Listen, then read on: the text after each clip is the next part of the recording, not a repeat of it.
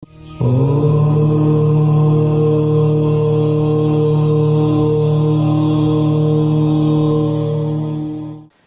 கிருஷ்ணா.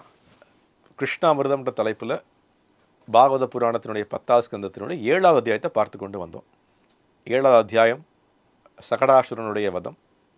இப்போ சகடாசுரன் வர்றதுக்கப்புறம் எல்லாரும் கிருஷ்ணருடைய பாதுகாப்பிற்காக ஒரு பெரிய வேள்வியை நடத்தினார்கள் அப்படின்ற விஷயத்தையும் பார்த்தோம்.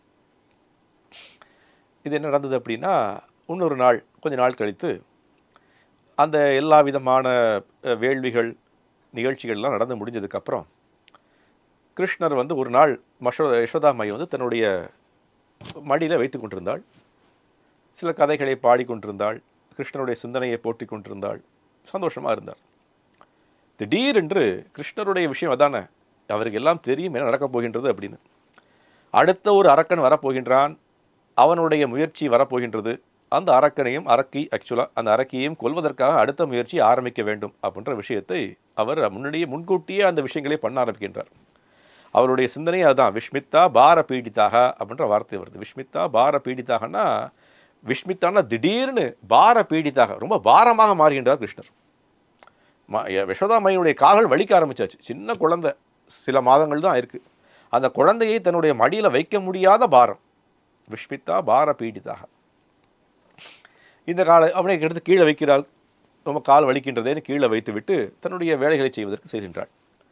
கம்சன் அடுத்த அரக்கியை அனுப்பிச்சிருக்கிறான். திருநாவிருத்தா அப்படின்னு பேர் அவளுக்கு. திருநாவிருத்தான்ற பேர் அவளுக்கு.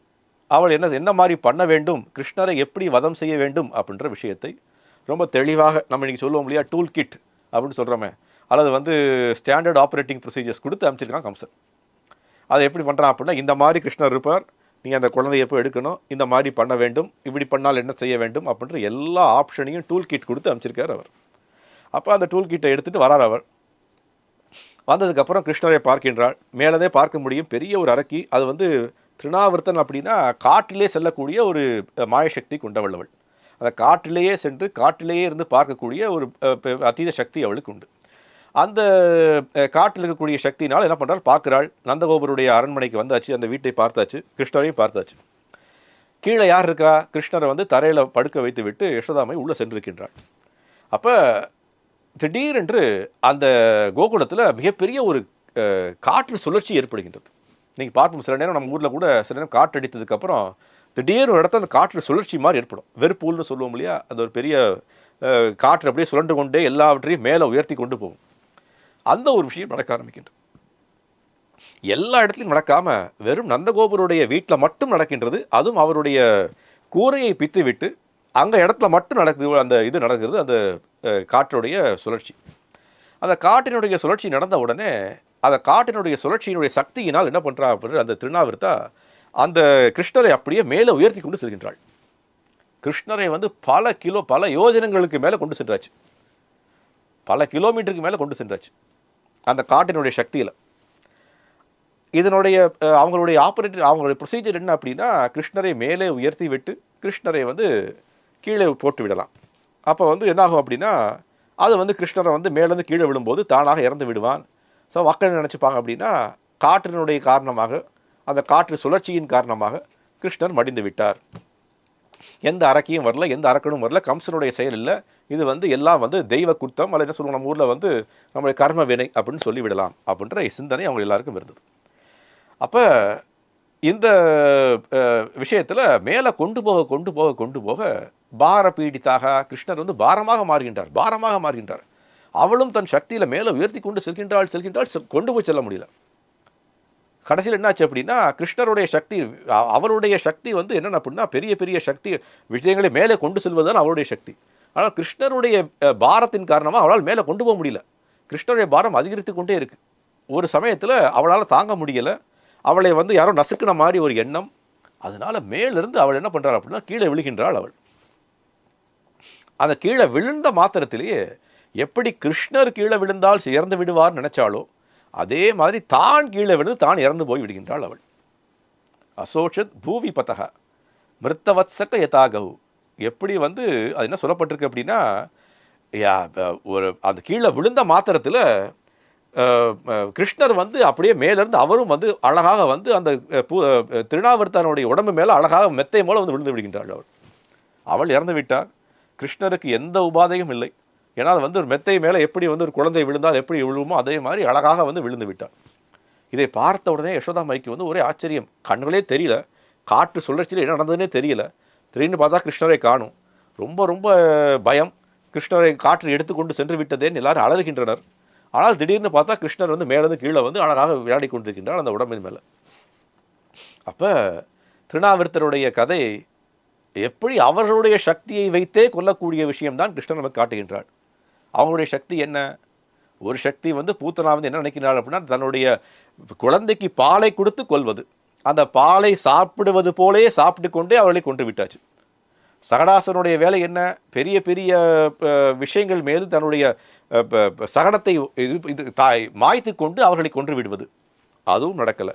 திருநாவிரத்தனுடைய வேலை என்ன? அந்த பெண்மணியோட வேலை மேலே உயர்த்தி கொண்டு போய் கீழே விழ வைத்து இறந்து விடுவது. தானே இறந்து விட்டாச்சு.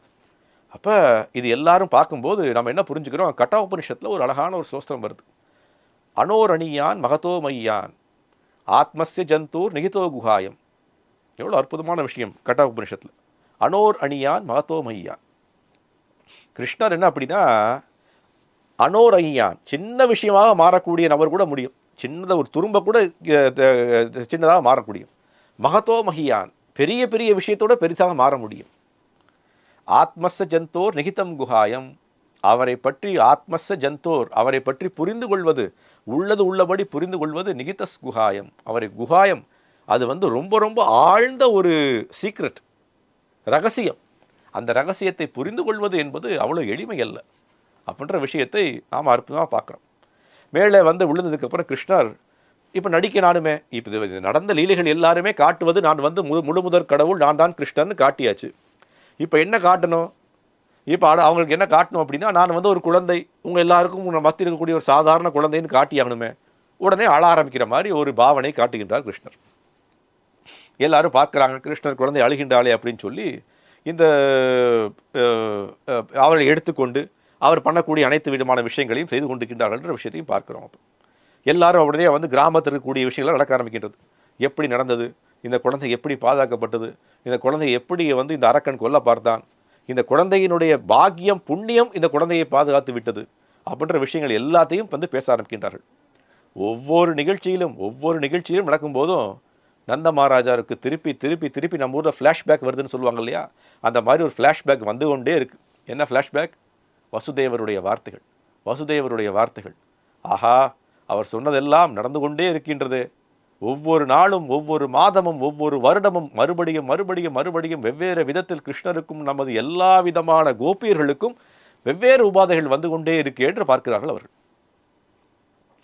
இது நடந்து முடிஞ்சாச்சு.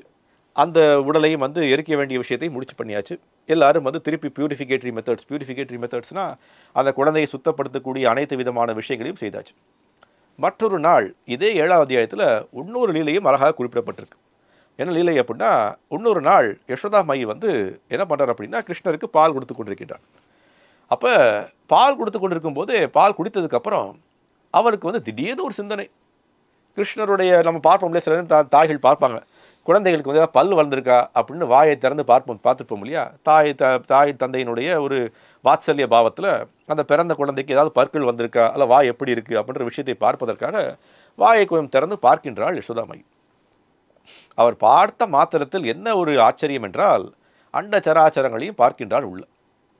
எல்லா விதமான பிரபஞ்சங்கள், எல்லா விதமான மலைகள், பெரிய பெரிய பிரபஞ்சங்கள், எல்லா விதமான விஷயங்கள், நதிகள், ஆறுகள், கடல்கள், சமுத்திரங்கள் எல்லாத்தையும் பார்க்கிறாள். எல்லா உயிர்வாழிகள் எல்லாரும் என்ன பண்ணுறாங்கன்ற எல்லாத்தையும் பார்க்கிறாள். பார்த்த உடனே அவளுக்கு ஒன்றும் புரியவில்லை, என்ன நடக்குதுன்னே தெரியல. கண்ணை மூடிக்கொள்கின்றாள். இது ஏதோ வந்து மாயசக்தியினுடைய வெளிப்பாடாக இருக்கும்னு சொல்லி உடனே அந்த வாயை மூடி விடுகின்றாள். மாயை பார்ப்பதற்கு ஆர்வம் இல்லாமல் மூடிவிடுகின்றாள் அவள். அப்போ இதன் மூலியமாக கிருஷ்ணர் என்ன பண்ணுறார் அப்படின்னா, மறுபடியும் ஒன்றை ஞாபகப்படுத்தி கொண்டே இருக்கின்றார். நான் தான் முழுமுதற் கடவுள், நான் தான் எல்லாவற்றுக்கும் ஆதியும் நானே, அந்தமும் நானே, எல்லாம் எனக்கு மேல்தான் இருக்கின்றது. என்னுடைய விஷயத்தில் தான் எல்லாம் இயங்கிக் கொண்டிருக்கின்றன அப்படின்ற விஷயத்தை மறுபடியும் மறுபடியும் கொஞ்சம் கொஞ்சம் கொஞ்சமாக ஒரு க்ளூ மாதிரி ஒரு சின்ன ஒரு எக்ஸாம்பிள் கொடுப்பதை போல கொடுத்து கொண்டே இருக்கின்றார் அவர். அப்போ நாம் என்ன புரிந்து கொள்ளணும் அப்படின்னா, அதே யசோதா மையினுடைய மடியில் இருக்கும் கிருஷ்ணர் யார்? ஒரு சாதாரண குழந்தையைப் போல பாவித்து கொண்டிருக்கின்றார், லீலைகளை நடத்தி கொண்டிருக்கின்றார். ஆனால் அவள் யார்? முழு முதற் கடவுள். அப்போ இன்னைக்கு நம்ம மக்கள் சொல்லக்கூடிய விஷயமாக எல்லாமே கடவுள், எங்கேயும் கடவுள், நாம் பார்ப்பதுதான் கடவுள், நான் தான் கடவுள், நீதான் கடவுள் அப்படின்ற விஷயம் எல்லாம் நம்மளை திசை திருப்பக்கூடிய விஷயங்கள்னு பார்க்கிறோம். பாகவத புராணம் சொல்லிக் கொண்டிருக்கின்றது. எல்லாமே கடவுள் அப்படின்னா நம்ம வீட்டுக்கு வெளியில் செல்லக்கூடிய ஒரு பன்றியும் கடவுளா? அப்போ அதையும் நம்ம வணங்கலாமா? அதையும் வைத்து பூஜிக்கலாமா? அதை வீட்டுக்குள்ளே கொண்டு வரலாமே? அதற்குள்ளேயும் கடவுள் இருக்கின்றார், ஆத்மாவாக, பரமாத்மாவாக. ஆனால் அது கடவுள் அல்ல. அந்த ஆத்மா இப்பொழுது தன்னுடைய பாவகரமான செயலின் காரணமாக ஒரு பன்றியினுடைய உடலை எடுத்திருக்கின்றது. நாம் என்ன பண்ணியிருக்கோம்? நம்மளுடைய பாவகரமான செயலின் காரணமாக ஒரு மனிதன் அப்படின்ற போர்வையில் வாழ்ந்து கொண்டிருக்கோம். நல்லது செஞ்சால் நன்மையும், தீயை செய்தால் தீமையும் அனுபவித்து கொண்டிருக்கோம். ஆனால் அவருக்கு என்ன? இதற்கெல்லாம் அப்பாற்பட்டவர் அவர். அவருக்கு கர்ம வினைன்றதே கிடையாது. நம்மளுடைய கர்ம வினையை சரி செய்வதற்காக வருகின்றார் அவர். என்ன சொல்றார் அவர்? சர்வதர்மான் பரித்யஜ்ய மாமேகம் சரணம் பிரஜ அகம் துவாம் சர்வ பாபேபியோ மோக்ஷாயி மா சுச்சக. காஞ்சிபுரம் போனீங்க அப்படின்னா வரதராஜ பெருமாளுடைய கையில் மா சுச்சகான்னு எழுதியிருக்கும். மா சுச்சகானா என்ன? கவலைப்படாதே. மா சுச்சகா, கவலைப்படாதே. எதற்கு கவலைப்படக்கூடாது? நம்ம கிருஷ்ணரிடம் சரணடைந்தால் அனைத்து விதமான பாவங்களையும் ஒரே நொடியில் போக்குவதற்கு தயாராக இருக்கின்றார் அவர். நாம அவருக்கு சரணடைய தயாராக இருக்கின்றோமா இல்லையா? அதுதான் கேள்வி. சர்வதர்மான் பரித்யஜ்ய மாமேகம் சரணம் ரஜ. அவருக்கு சரணம் அடைவதற்கு நாம் தயாராக இருந்தால் அனைத்து பாவங்களையும் போக்குவதற்கு தயாராக இருக்கின்றார் அப்படின்ற விஷயத்தை நாம் பகவத்கீதையில் பார்த்துருக்கோம். ஸோ இது 7வது அத்தியாயத்தினுடைய நிறைவு. 8வது அத்தியாயத்திற்கு மேற்கொண்டு நம்ம அடுத்த ஒரு நிகழ்ச்சிகளில் மேற்கொண்டு பார்க்கலாம். ஹரே கிருஷ்ணா.